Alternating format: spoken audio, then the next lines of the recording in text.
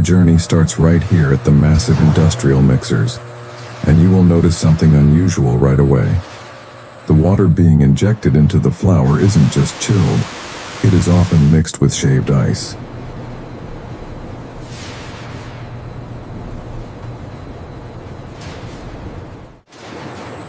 Think about your little kitchen mixer at home.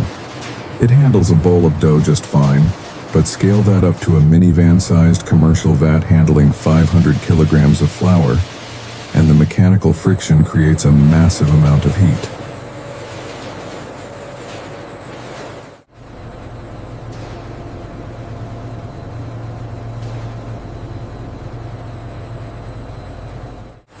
Why do we need to keep it freezing cold? It all comes down to controlling the yeast. Yeast is a living organism, and if the dough gets too warm during mixing, the yeast wakes up and starts fermenting way too early. If that happens, the dough rises before it is supposed to, ruining the structure.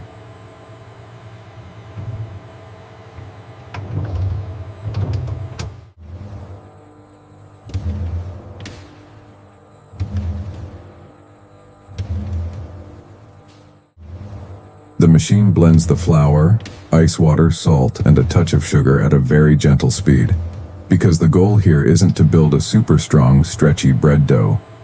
We want a softer dough that is perfectly compliant for layering. While the dough rests and cools down in a specialized refrigeration room, the real magic of the croissant begins over on this secondary line.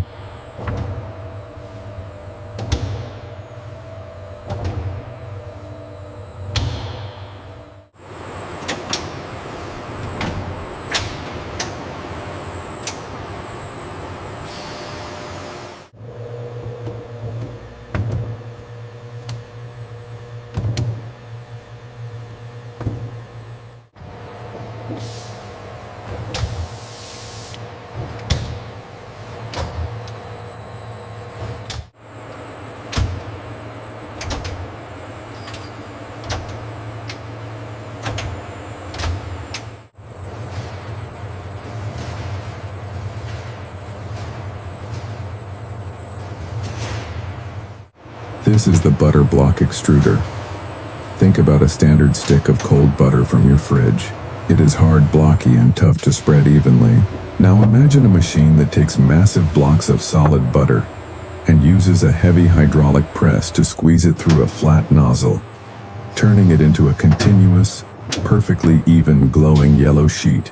For a croissant to achieve its iconic texture, the butter must be exactly the same thickness from edge to edge. Temperature control in this zone of the factory is absolutely critical. If the room is too warm, the butter melts into grease, but if it is too cold, the butter fractures like glass. It has to be perfectly pliable, almost like modeling clay.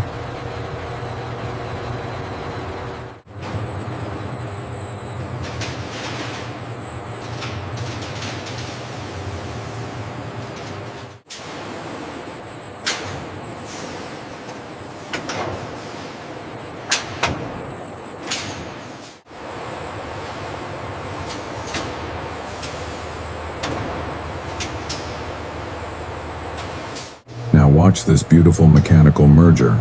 The continuous sheet of cold dough travels down the main belt, and the automated line drops that perfect sheet of butter right on top of it. The dough is then automatically folded over the butter, sealing it completely inside a flour jacket.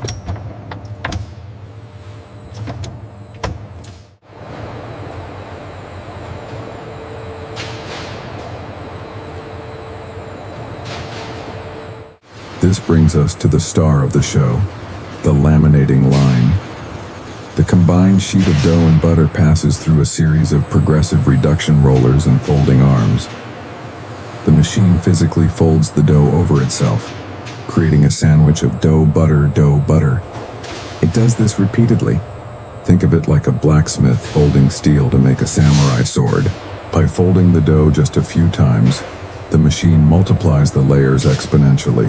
In a premium industrial croissant, this process creates dozens of microscopic, alternating layers of dough and fat.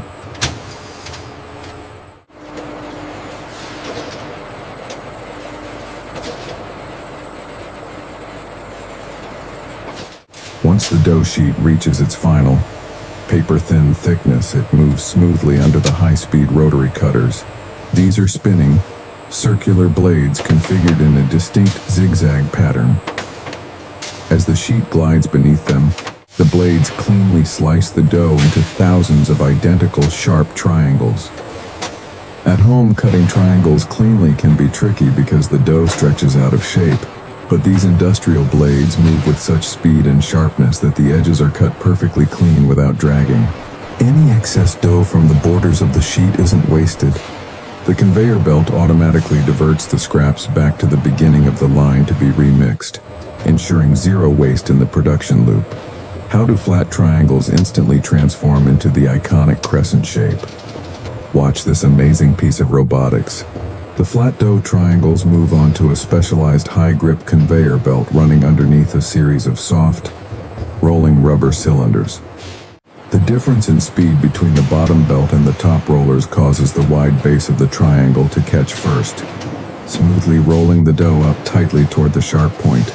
In a fraction of a second, a flat piece of dough is rolled into a perfect uniform cylinder with the classic layered steps.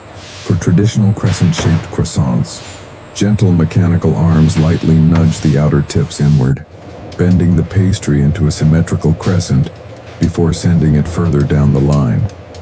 The raw croissants are placed onto large baking trays and head directly into the proofing chamber. This room acts like a cozy tropical environment, keeping the humidity high and the temperature perfectly warm. Now the yeast finally wakes up. It breathes out tiny pockets of carbon dioxide gas, inflating the dough layers like tiny balloons. After proofing, they travel straight into the massive tunnel oven.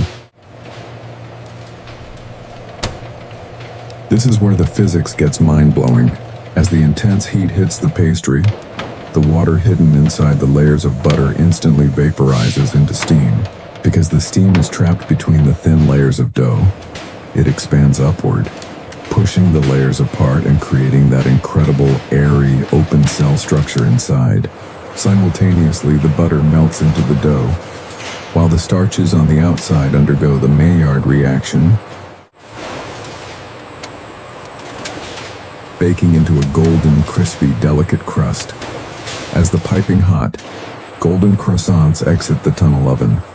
They glide underneath a series of ambient cooling fans. You cannot pack hot pastries right away, or the trapped steam inside the bag will create moisture, turning your crispy crust completely soggy. Once perfectly cooled, high-speed automated packaging arms gently guide the delicate pastries into protective, airtight film wrappers. The bags are flushed with food-grade nitrogen gas to displace any oxygen, sealing in that freshly baked freshness so they stay perfectly crisp until they reach your kitchen table.